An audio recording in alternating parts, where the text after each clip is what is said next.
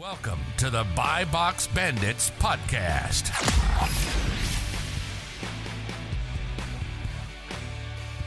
What's up, everyone? Welcome back to the Buy Box Bandits podcast. Today we have a super special episode on retail arbitrage. Today we're joined by my man Jamison, Philippi, seven-figure retail arbitrage seller, toy flipper, and extraordinaire, and the man who has been to over 6,000 stores on his retail arbitrage journey. Right there. Thanks for joining us, man.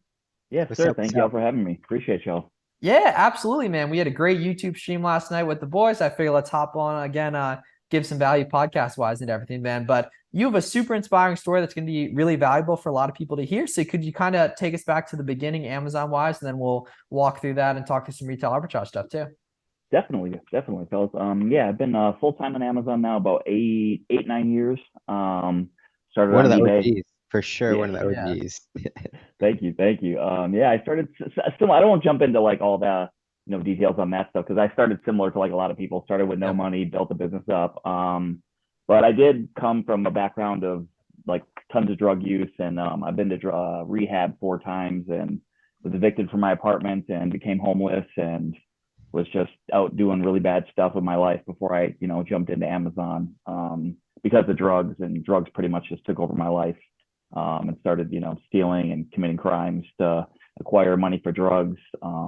I used to be a waiter at Buffalo Wild Wings. I worked there for like 4 or 5 years, and eventually got fired from that. And that was my main income stream to pay for my drug habit. And it was a good job to have because I made tips every night, so I was able to buy my drugs and feed my habits. And eventually, I got fired from there. In my eBay account, I was like selling gift cards I would buy at a discount, and I bought a bunch of K Jeweler gift cards. And ended up getting all those gift cards deactivated from K Jewelers when they found out I was, flipping gift cards on my credit card from them. And I ended up getting my eBay account banned because of that.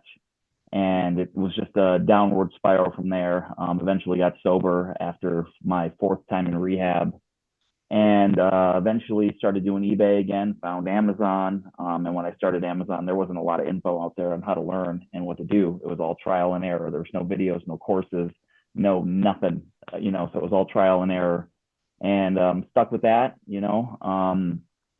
Took me probably 3-4 years to kind of grind, to steady numbers and stuff like that, and took a lot of cutting out crappy toxic people out of my life, and took I after I got clean and sober, I kept all those same people in my life, that were still shitty people committing crimes, doing drugs, and like they were still in my orbit, and kind of draining me and draining my money. Every time I would get money on Amazon, I would have to either pay a family member's rent or help bail somebody out of some sort of trouble. And eventually I didn't change things around till I basically cut everybody off in my life, and kind of left Minnesota, moved to Nashville, and started my Amazon business, and stuck with it, grinded real hard for 3-4 years. And this year I'm on pace to do about 1.6 million in sales. And I travel the country, network, hang out, go to meet a bunch of resellers, and just, kind of just living my dream right now. It's a beautiful thing. That's a beautiful Thank thing. you. A lot Thank to you, unpack there, but that's a beautiful thing. I think, a lot of people on Twitter and Instagram, I think we forget how spoiled we are nowadays, right? With all the content that's out there, YouTube, all the in-depth analysis. Someone wants to learn Keepa, right? They go into YouTube, my channel, Miles's channel, dig in for a couple hours, and they probably have a decent understanding of what's what. Mm-hmm. Not Yeah. so much the case 8, 9, 10 years ago when you were getting going, right? Yeah. So take us through that first couple months, first 3, 4, 5, 6 months of really receiving the itch to start on Amazon, and kind of what that looked like tactically wise, and kind of getting your feet wet with it. Yeah, definitely. Honestly, when I first started Amazon, I started very little money, like a lot of people. I think I started with like $200, and $200 doesn't go very far when you're buying inventory. I'm sure you guys could go place an order for 10 grand, and be done in 5 minutes. So back then I had a lot more time than I did money. So I I don't even exaggerate when I tell people this. I would sit in a Walmart store and scan for 8 or 9 hours straight. And that's kind of how I collected my data. Like I don't even know if Keepa was out then. If it was, I didn't know about it.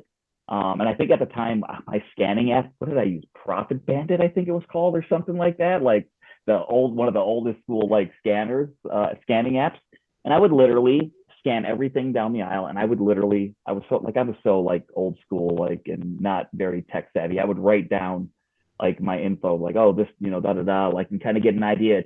After a few months of scanning, I kind of got an idea of like, rank and stuff like that. And I just kind of just went with anything that was profitable and it had a rank, I would buy it, and I made a lot of mistakes in the beginning because I was buying crappy stuff sometimes.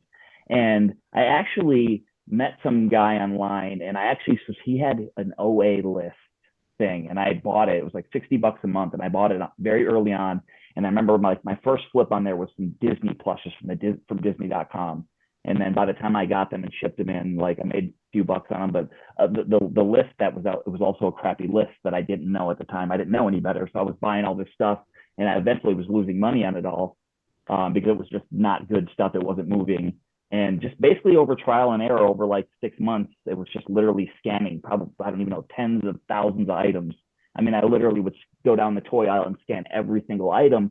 And eventually, after you do that for a couple of months, then you start to see, okay, this is crappy. Then you start to notice what's new, and then you scan all the new stuff. And then, like, after like 6 months of doing that, it started to click a little bit. And then I got a better idea of what would sell, how many I could sell, how many to buy.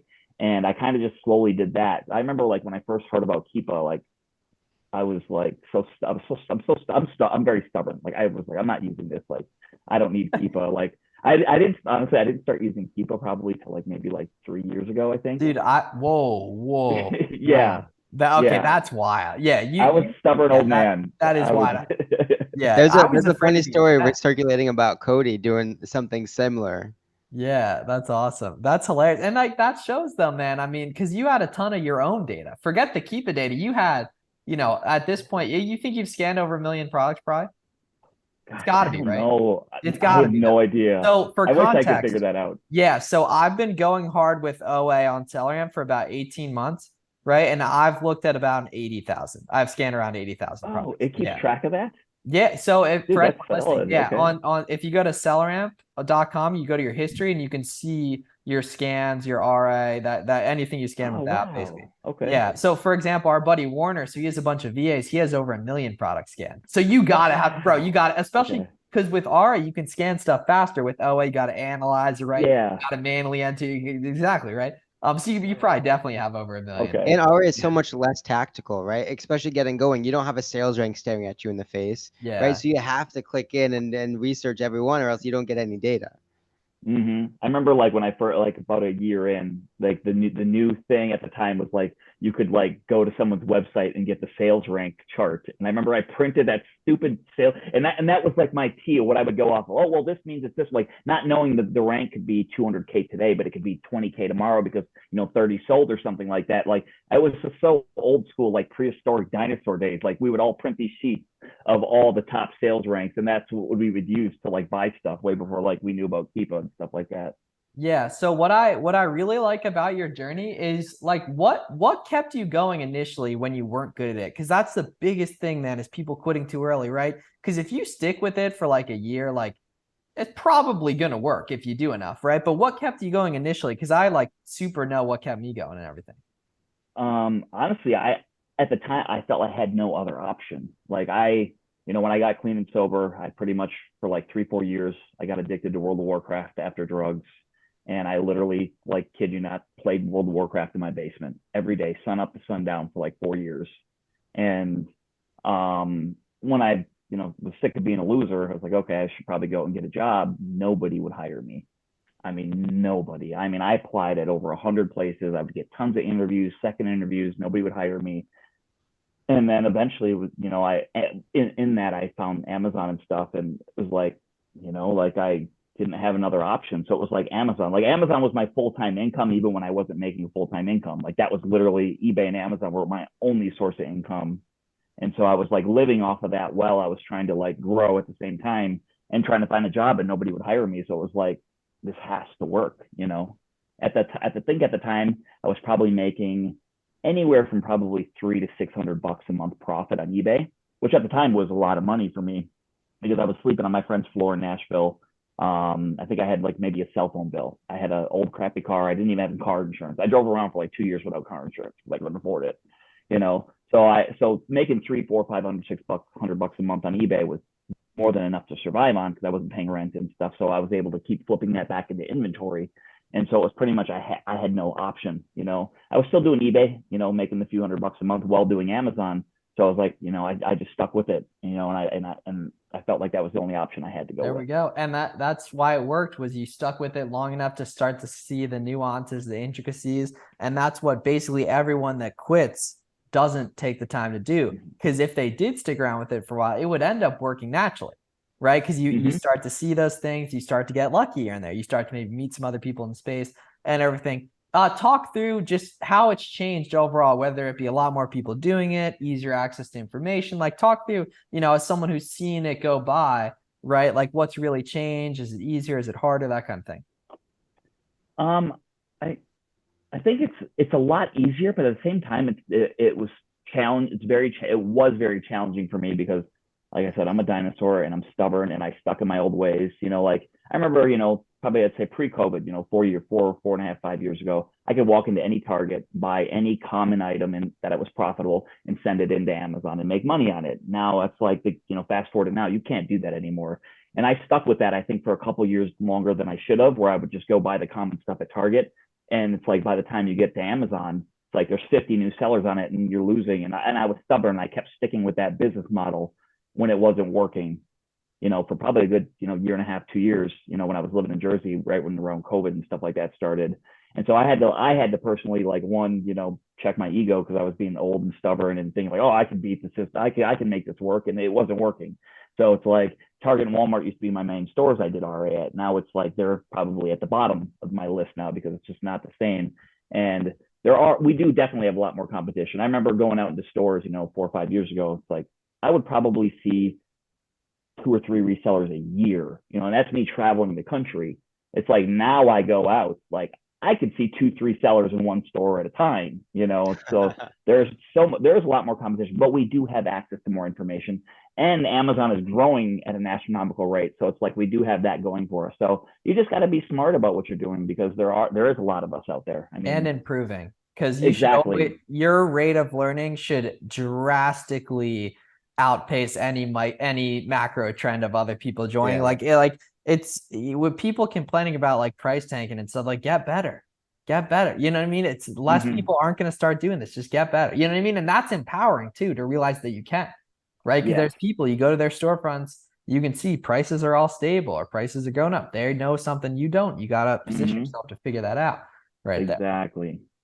Do you remember getting going like the first couple of years? Do you remember a specific inflection point where you were like, oh snap, like this is going to work and this is going to be my life? Yeah, it was actually, I got, so when I first started, I was doing the 8, 9 hours a day in Walmart scanning. And I think that was like around July-ish of 2014. And I remember the first few months in, I wish I could find these posts, but I would be the one bitching in the Facebook groups. How do you guys do this? How does anybody make money? And like, I would be like, I scanned tens of thousands of items and I find 2 or 3 profitable products. It's like, I don't understand how, I was one of those people that was bitching. I was putting in the work, but it still wasn't working for me. And then thankfully, when I was getting discouraged, we rolled around to our first Q4 in 2014. And it was very easy back then. Again, there's not a lot of competition. Like, I mean, I ran out of money. I would get my Amazon payout and it would be gone in 3 hours during Q4. I think I remember I got like during Christmas, my first Christmas, my biggest payout was like, I think I got it the day before Black Friday, and it was like 3 or 4 grand, the most amount of cash I had in a long time. And I spent it all like within a couple hours, and I just kept rolling it over. And then like after Christmas was over, I remember all the stores were doing tons of clearance like they do now, but it's like that stuff would sit for weeks and weeks and weeks because there wasn't people like us out there buying this stuff. Yeah. And just going through that motion of Q4, that kind of gave me that confidence and like built me up and helped me build up my money a little bit. Like after Q4, I rolled into January clearance, and then I just like kept rolling in. And then it was just like, wow, this makes sense. I see. It's like I became more just natural. I had like, just like, a nice little confidence where I'm like, this makes sense. I can actually do this. And then thankfully I stuck through that Q4. And then after that, it just became a breeze. And then I remember, this is when I started. I do a lot of video games now, like a lot of discontinued, rare, hard to find video games. And right after that first Q4, I remember walking into my local Target at the time. They must have had 200 or 300 clearance video games, like 70% off. And this is funny. Like I remember it was like it was a PlayStation 3 game. I don't remember the title, but they must have had 50 or 60 copies of this game. And I was they were like $3 each, selling for like 30, but I was too scared to buy them all. I think I bought like 7 or 8 because I had to have a lot of money and I was scared to buy more than like 7 items. And I remember I flipped them on Amazon. They all sold right away. And I went back like 3 weeks later and grabbed the rest of them. They were still there. Like, it's like, you can't do that anymore. It's like, you see the opportunity, you got to seize it in 5 seconds, otherwise somebody else will jump on it. So thankfully all the, the clearance after that and everything became natural after that. And I just started putting in the work. I mean, that goes to, I mean, Miles and I talk about all the time momentum, right? A lot of our content nowadays is like, if you guys just simply seize the next 4 to 6 months, you will have so much momentum to go into next year. It'll change your life, right? That was what happened to you 5, 6, 7 years ago, whatever it was. Fast forward to nowadays in 2023, what does your business look like nowadays? Obviously, you've had some shifts in terms of like the sorts of products you're looking for in your business model and strategies and things like that. So let's dig into that a little bit. Yeah, yeah. So right now, like, this year I've been focusing a lot on, I don't know if you guys jumped on this train at all, but the Bed Bath and Beyond and Bye Bye Babies that were closing pretty much all year. I put a lot of my focus on that this year, and all my road trips that I've been doing was pretty much that.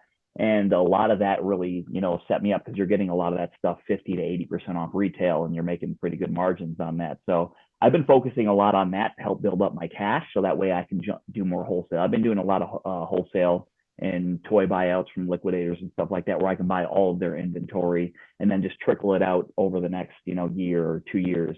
So that's where I'm kind of bringing my business, is where I buy, a year or 2 year supply of a SKU, and then I just trickle it out, and then I'm slowly building up my inventory to where I have now probably I'd say 200 to 250 SKUs of items that I'm, a year plus deep on, and I'm just trickling them in every month. I just replenish them while I'm doing the liquidation to help, feed my flip now, pay down the credit card debt, and, live off of, and then continue to put all that extra profit into more inventory, long-term holds. I do a lot of Lego holds. I just did the Target run last month. I went and bought like 10 G's and like Target Lego clearance, and now I'm starting to send in my last year's Target Lego clearance and Walmart Lego clearance now, where I'm making my profit, and then I'm replenishing it with more holds, and then I'll just keep repeating that. So I have like a couple different, things in the fire where I can continue to, make money while I'm not doing my RA trips. Big time. That's such an interesting way to handle it. Where do you like store everything? I'm assuming you have like a storage unit or something. I have I have 4 storage units, 2 in Las Vegas and then 2 in the Midwest. And then also I have one in like I have one in Nebraska.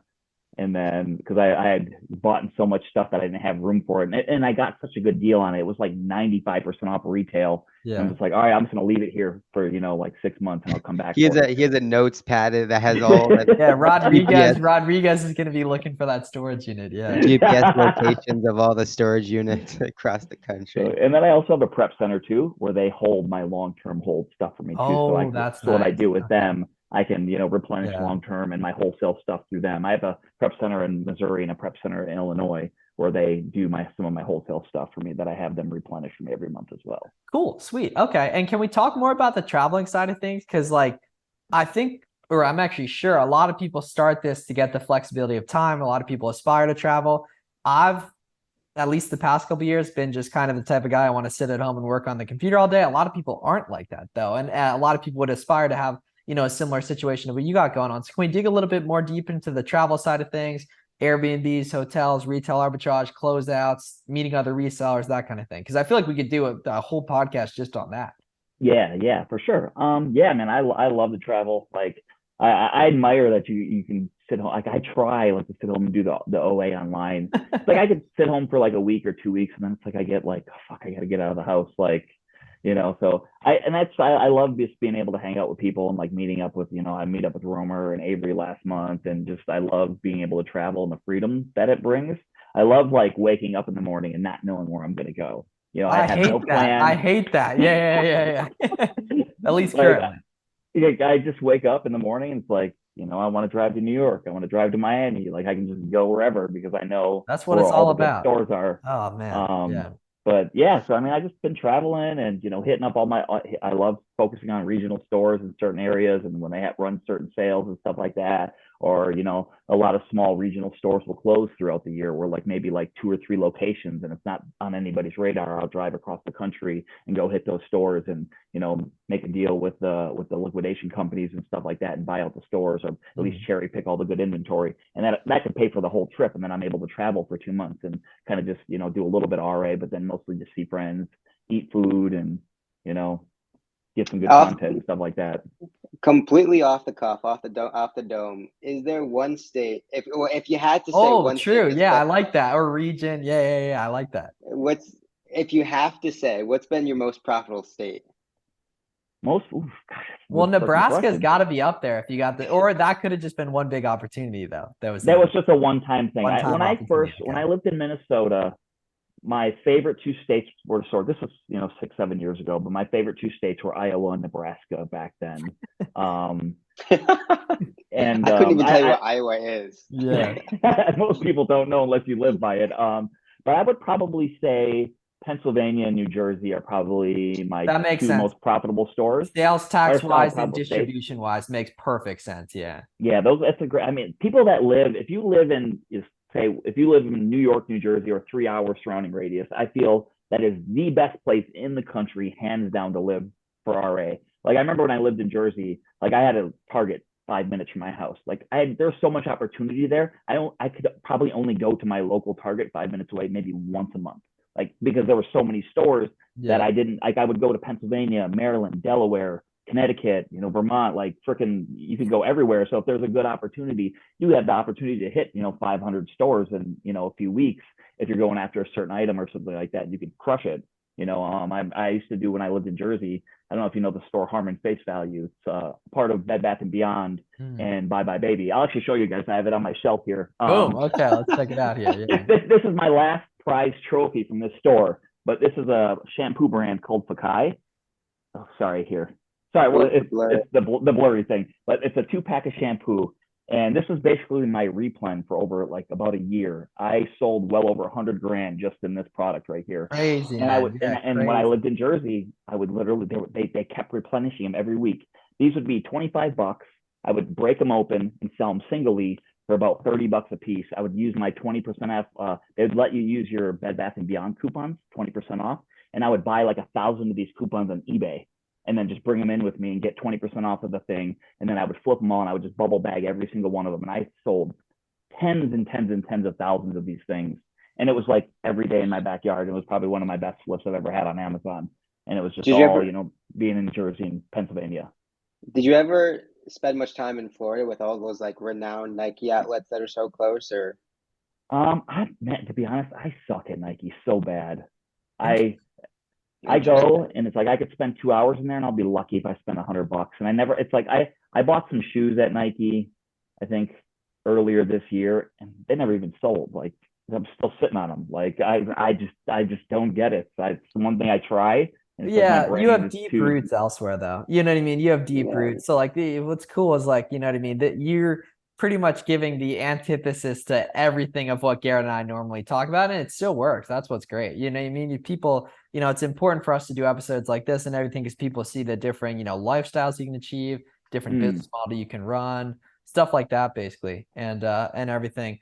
In terms of like talking to other sellers and such, can you dig into how that's been useful? Because you were actually one of the first people I ever saw back in the day with Avery and Steve and stuff like that. So I definitely appreciate you putting that stuff out the way you have and everything too.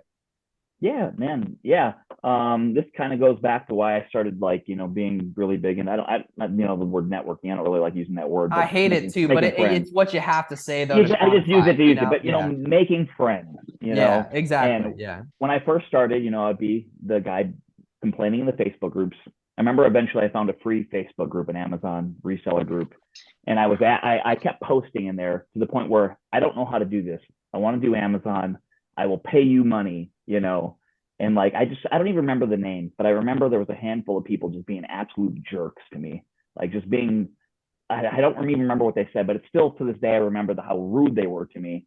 And I was like, you know what? Like in my, it kind of like fueled the fire. So I'm like, I'm going to learn how to do this and I'm going to help people and I'm going to make a shit ton of friends. And then it was like, that kind of like inspired me to just like learn this and then help people. And then I remember like a few months later, I found the green room and then like, the green room, I'd probably say, is hands down one of the most beneficial things that's ever happened in my business. I could probably say, I think we probably had at the peak maybe 150 green room members in Steve's group. And to this day, I could probably say I am best friends with at least 20 people from that group. That's a beautiful thing. To this day, and this is like 8 years later. That, and I'm still in.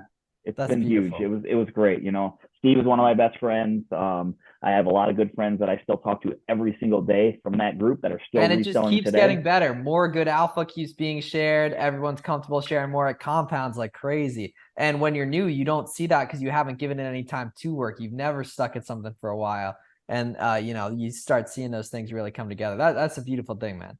It is. Yeah. Yeah. I'm grateful for the green room for sure. What's been your, call it funniest, call it awkward, embarrassing, like the one moment in any store that's like, that's a good one. That's a good one. Yeah. I'm going to always remember that.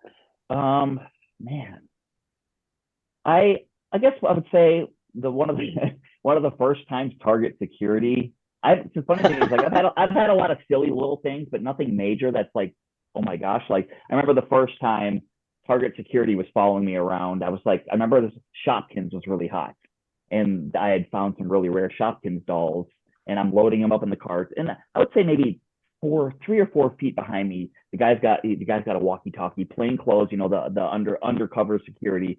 He's talking the walkie. All right, we've got the suspect here. He's wearing a blue beanie with glasses. He's loading up his cart right now. He's taking a right. Like, I mean, he was right over my shoulder, like, saying all this, and I'm just like, and they followed me out to my thing and were like thinking I was stealing, and it was like, I've had a lot of stupid things like that happen, and I've been kicked out of a few stores. I've been kicked out of Target 3 or 4 times in my life, back in the day for, being a reseller, kicked out of, Toys R Us during when they were closing. This old lady did not like resellers, and the business, they were like 50% off the whole store, and she wouldn't sell to me.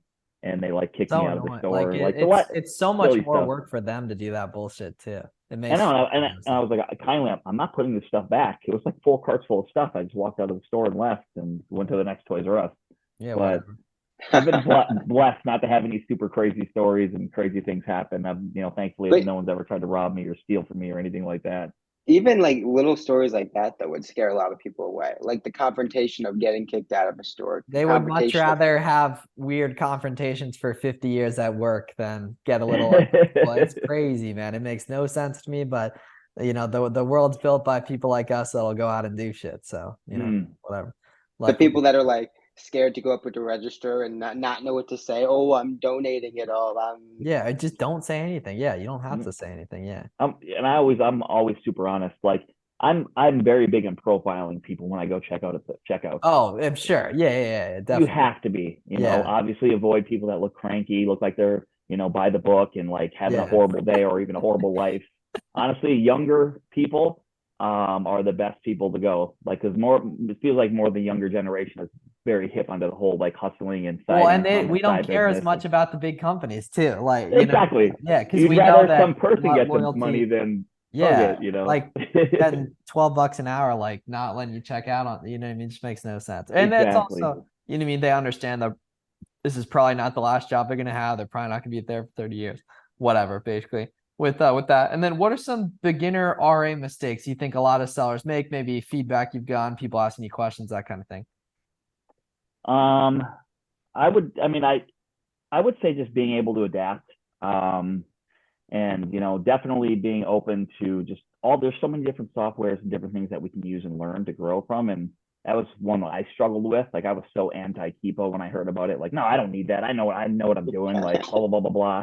I'll buy 200 of this. I don't care. And then it was like, it wouldn't work out. And I was just super old, cranky old man where I didn't adapt to using new softwares and new tools that would make my job easier, And this is one I still struggle with, and people will laugh at me. Like, a lot of times I still use the Amazon seller app to scan. I mean, that's stupid. Oh yeah, you're tripping. It's the worst app in the world to scan with. It just doesn't scan fast, and I'm still like, I have all the other apps that I pay for and I don't use them, and I have a barcode scanner which works even faster. I haven't even taken it out of the box. It's that you can get hooked up too. Get it on seller app. Yeah. It's just like being stubborn, just being open to accepting new information. It's like, you don't know everything.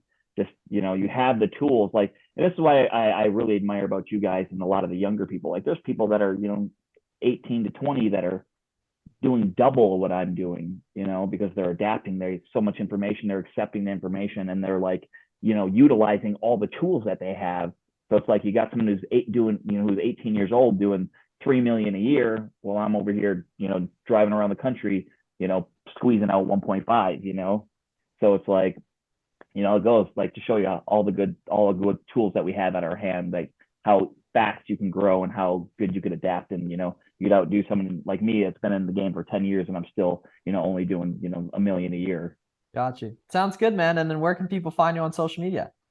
Jamison Philippi, Instagram, old man Facebook. I knew, yeah, because I got on you last night about that too. Yeah, I still use Facebook. Man, more than I use Instagram. Like that's like still my main thing where I like network. The Facebook groups are still popping, man. Like the admins have kept them running. Like, yeah, they're still popping.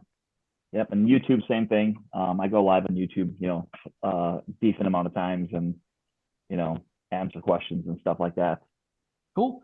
Sounds good. Well, we appreciate you coming on. If you want to check out more from Jamison, we did an episode in April of 2022 as well. Getting into some more good stuff there, but make sure you follow my man online. And thanks a lot for coming on, and thanks everyone for listening.